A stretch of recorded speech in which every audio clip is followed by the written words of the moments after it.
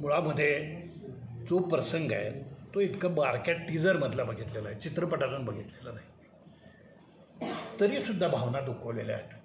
मी त्या ऐकल्या, त्या मॅडम ज्या बोलत होत्या तो इंटरव्ह्यू मी ऐकलेला आहे. त्यांचा तो दुसरा एक प्रवक्ता हिंदू महासभेचा त्याचाही मी ऐकलेला आहे. आणि मी खरं म्हणजे त्याच्याकडे दुर्लक्ष केलं होतं. त्याचं कारण असं आहे की ही अतिशय दांभिक माणसं आहे, दांभिकता आहे. मुळात असं आहे की हिंदू हा धर्म आहे काय, तर हिंदू हा धर्म नाही. मग धर्म कुठला आहे, तर ब्राह्मण धर्म आहे. ब्राह्मणांना धर्म आहे, बाकीच्यांना धर्म नाही.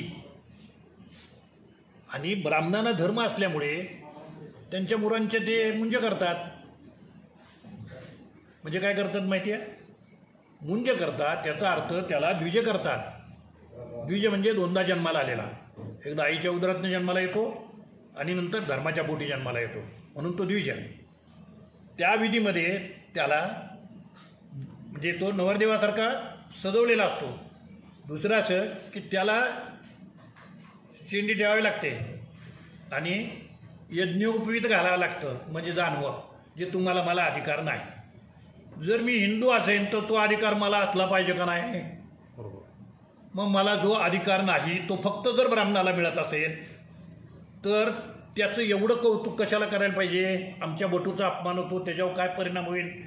त्या बाईंना असं मला विचारायचं आहे, बाई मी गाढवाच्या मागे जात होतो, आपल्याला केव्हा लाज वाटली का? मी या देशाचा नागरिक आहे, मी पण हिंदूच होतो, आता मी बौद्ध आहे. हां, का कंटाळून मी ते सगळं सोडलं? तुम्हाला जर तुमच्या मुलावरती असे संस्कार होतील याची भीती वाटते, तर आमच्या मुलांच्या संस्काराचं काहीच तुम्हाला देणं गेलं नाही. बरं, दुसरी गोष्ट, सावित्रीबाई फुलेंच्या अंगावरती शेण ब्राह्मणांनी टाकलं की नाही, तर त्यांचं म्हणणं की नाही बटूने टाकलं नाही. बटूने टाकलं काय आणि त्याच्या बापाने टाकलं काय, वेगळा अर्थ काय होतो. महात्मा फुलेंच्यावर मारेकरी त्या काळामध्ये 90 लाख रुपये दिले. 90 लाख, पेशवाईचा अंतिम शेवटचा काळ आहे. त्या काळामध्ये महात्मा फुल्यांना मारायला सुपारी दिली होती की नाही, ती कोणी दिली होती? भिड्यांनी वाडा दिला, मान्य ते. महात्मा फुलेंची सगळी लढाई ही ब्राह्मण्याच्या विरुद्ध आहे, ब्राह्मण जातीच्या विरुद्ध नाही. मी सुद्धा ब्राह्मण जातीच्या विरुद्ध नाही.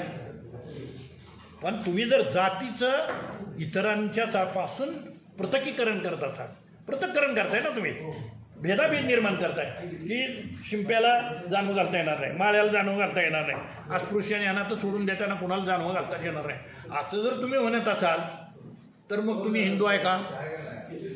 तर ब्राह्मण हिंदू नाही, ते वैदिक आहे. ते शिंग मोडून वासरात घुसतात आणि हिंदूंचे हात वापरून त्यांना फक्त वापरून घेतात. स्वतः तुपाबरोबर जेवतात आणि बाकीच्यांना फुफाट्याबरोबर जेवावं लागतंय. ही परिस्थिती का निर्माण होते? त्या वर्णव्यवस्थेनं होते. म्हणून माझा वर्णव्यवस्थेला विरोध आहे, मला त्या संस्कारांना विरोध आहे, माझा यज्ञ संस्कृतीला विरोध आहे, माझा ब्राह्मण असण्याला विरोध आहे आणि या सगळ्याचा विरोध आहे. आणि म्हणून सावित्रीबाईंनी जी शाळा सुरू केली ती आम्हा लोकांसाठी सुरू केली, जी म्हणजे उपेक्षित समाजातले लोक आहे त्यांच्यासाठी शाळा सुरू केल्या, म्हणून त्या जगामध्ये मान्यता पावल्या. बाई तर म्हणतात की त्यांच्यामुळं आम्ही घडलो. अरे त्यांच्या शाळेचा सगळ्यात फायदा तुम्हीच तर घेतला. आज सुद्धा समाजामध्ये पाहिलं तर सर्वात जास्त मुली तुमच्याच शिकलेल्या आहेत. आज समाजाचा विचार केला सगळं प्रशासन तुमच्याच तर ताब्यात आहे आणि आता तर सरकार पण तुमच्या ताब्यात आहे. म्हणून तुम्ही चित्रपटाला बंदी कराल काय? तुमच्या बाप जागाने केलेली पाप आहेत ना, ती थोडी नाहीत आहेत. एक दगड मारण्याने काय होते, असे तुम्ही किती पापं केलेली आहेत त्याचा हिशोब नाही. महात्मा फुल्यांचंच काम बघा, कुणाची पोरं सांभाळली हो महात्मा फुल्यांनी, कुणी जन्माला घातली होती ती, कुणाच्या विधवा बायका होत्या, कोण मरायला जात होतं, कोणाला मरायला जाऊ दिलं नाही, कोणाच्या डोक्यावरचं वपन होऊ नये म्हणून न्हाव्यांचा संप घडवला तो महात्मा फुले आणि सावित्रीबाईंनी घडवला. जगातला पहिला संप जर केला असेल कुणी तर महात्मा फुले आणि सावित्रीबाईंनी केला की ब्राह्मण विधवेच्या डोक्यावरचे केस कापायचे नाहीत आणि तो संप यशस्वी झाला. म्हणून ब्राह्मण स्त्रियांना घरामध्ये डोक्यावर केस आले. हे कुणी केलं होतं? फुल्यांनी केलं. अरे किती दुष्ट नीच लोक आहात तुम्ही. ज्यांनी आपल्यावर उपकार केले तेवढे तर उपकार तर मान्य करा. आम्ही तसं म्हणत नाही. सावित्रीबाई आमची आई आहे, सरस्वती आमची कुणी लागत नाही, ती काल्पनिक आहे. सावित्री आमची आई आहे, तिनं आम्हाला शिकवलं, तिने शाळा उघडल्या, तिनं शाळा उघडल्या नसत्या तर आम्ही काय केलं असतं? आम्ही उभेच राहू शकलो नसतो पुढे. बाबासाहेब कुठं उभे राहिले असते? फुल्यांच्या चळवळीची जी मशाल आहे ती बाबासाहेबांच्या हातात येते, मग ती शाहू महाराजांच्या हातात जाते. अशी ती संबंध एक मोमेंट आहे. तर ते हे ब्राह्मणांचं जे वागणं आहे ना ते दुटप्पीपणाचं आहे. अरे ब्राह्मण असणं म्हणजे काय? कोण लागून गेलं? तुम्ही जागीरदार, तुम्ही एकट्यानेच सगळे पूजा खाताय, तुम्ही एकटेच मंदिराचे मालक. का बरं? मंदिराचे देवाचे बाप तर आम्ही आहोत. कुठल्या बामणाने टाके घालून देव तयार केला आहे? त्या दगडाला आकार कुणी दिला? आम्ही लोकांनी. आम्ही देवाचे बाप कोण? आम्ही का ब्राह्मण?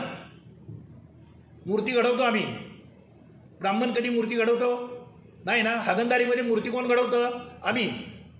नाक डोळे काढते आम्ही. ती येते ब्राह्मण, त्याच्यावर पाणी मारते, ते घेते आणि मंदिरात नेऊन बसवते. मंदिर कोण बांधते? आम्ही. कळस कोण लावते? आम्ही. आणि नंतर मंदिरात जायला बंदी कुणाला? आम्हाला. अरे तुमचा धर्म आहे का घोडा आहे? काय आहे? काय गाढवीच्यानो आहे? जो त्याचा बाप आहे त्यालाच तुम्ही त्याच्यामध्ये यायला बंदी घालता आणि त्याला सांगता की त्याला आतमध्ये येता येणार नाही. नाही नाही नाही नाही तुला तू का नाही येता येणार? तर त्या दगडामध्ये देव घातला. अरे तुझ्या आयला तुझ्या मंत्रात भलतीच ताकद दिसते. मग येथे नास्तिक आहेत ब्राह्मण, सगळे नास्तिक आहेत. ते मूर्तीपूजक नव्हेत. वेदांमध्ये मूर्तीपूजा सांगितलेली नाही. वेदांमध्ये ईश्वर वगैरे भानगडी काय नाहीत, म्हणून ते वेद आपल्याला शिकवत नाहीत. मी चॅलेंज देतो त्यांना, शिकवा आम्हाला वेद. आम्ही पण वेद वाचतो, बघूया. तुम्ही फक्त आम्हाला पुराणे सांगता. सगळ्या या काल्पनिक कथा, राम सीता महाभारत हे सगळं काल्पनिक आहे. सत्य काय आहे? सत्य महात्मा फुले आहे, सत्य गांधी आहे, सत्य आंबेडकर आहे, सत्य भगवान बुद्ध आहे, सत्य कबीर आहे. हे सत्य आहे. हे सगळं नाकारायचं आणि फक्त आपल्या भातावरती तूप कसं येईल याचा विचार करणारा समाज हा नीचतम असतो. हां, त्यानं माझ्यावर काय गुन्हेगार दाखल करायचं करू दे, मी काय त्याच्या बापाला भीत नाही. लय गोष्टी झाल्यात, आता वाद झाला. किती सण करायचं? कशासाठी सण करायचा? नाही तुम्ही शेण मारलं ते मारलं चालेल, चोदूची चोदून उपरला तो. अरे वा, हे फार झालं. आणि हे सहन करता कामाचं नाही बहुजन समाजाला. याला वेळीच जर रोखलं नाही तर आपल्या सगळ्यांच्या गळ्यामध्ये गाडगी येतील, हे लक्षात ठेवा. हे सगळ्यांच्या गाड्यात बांधायला बसलेले आहेत. ते काय? अरे जय परशुराम. अरे कोणत्या जगात आहे यार? तुम्ही चिपळूणचं साहित्य म्हणून उधळायचा प्रयत्न केला मी त्या याच्यासाठी, हे चित्पावनांच्यासाठी. हां, परशुरामची जय म्हणाली. अरे ज्या परशुरामनं स्वतःच्या आईला ठार मारलं त्याचं उदात्तीकरण करता, तो परशुरामची जय. 20 परशुराम त्याने 12 किती वेळा पृथ्वी निक्षत्रिय केली?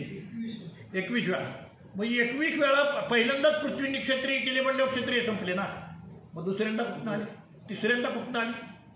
मग ह्यो तो पराक्रमी एवढा होता, ते 21 वेळा का लागल्या? किती खोटं बोलता, किती खोटं इतिहास लिहिला. हां, सगळी प्रेत वाहत आली. प्रेत वाहत आल्यावर परशुरामाने त्यांना जिवंत केलं. आता काय करावं? आता मग चला की तुम्हाला सीमेवरती घेऊन जातो, आमची फौज जमा करा, फौज लढेल आणि मेला की जिवंत करा, मेला की जिवंत करा. करता? म्हणून मी सांगितलं नीच हा शब्द मी जबाबदारीने वापरतो की ते नीच आहे, लुटारू आहे. आणि त्यांनी हा देश सगळा रस्ता तळाला पोचवलेला आहे पिढ्या. म्हणून जग सगळं पुढं गेलं तरी आम्ही मागे निघालेलो आहोत. त्याचं कारण हे आहे, ही वर्णव्यवस्था, ही जातीव्यवस्था आणि ब्राह्मणांचा ढोंगीपणा. त्यांनी सांगावं ना की आम्ही मूर्तीपूजक नाही, सगळी मंदिरं आम्ही आमच्या ताब्यात द्या. मंदिरं कोणाची आहेत? हिंदूंची. दक्षिणा कोण देतंय? हिंदू. पैसे कोण टाकतंय? हिंदू. खातंय कोण? ब्राह्मण. आईच्या वेळेला काय धंदा आहे? कुणाच्या ताब्यात सोन आहे? मंदिरांची एवढ्या इस्टेटी कोणाच्या ताब्यात आहे? मंदिर कोण बांधते? आम्ही. हे गाव मिळाले गेले. यांचे वाडे कोण बांधते? आम्ही झोपड्यातनी राहते. अरे तुझ्या आयला काय कायदा नियम, काय देव बिव आहे का नाही? त्या देवाला पायताना मारायला पाहिजे का नाही? असं कसा देव असू शकतो की ज्याचं घर आम्ही बांधतोय तो आम्हालाच बेघर करतोय? असा देव असतो का जगात? कुठे? चित्रपटाचं सीन कट करतात ते बसलेलं सेन्सॉर बोर्ड आहे का शहाण्याला? तिथे काय बोलते ते? मग नामदेव ढसाळ कोण असं विचारणाऱ्या माणसांना तिथं नेऊन बसवलंय? कोणत्या लायकीचे राज्यकर्ते आहेत? अगदी तिथे वर बसले तेच अडाणी जर आहे, तर बाकी सारी अडाण्याची फौज जमा करते.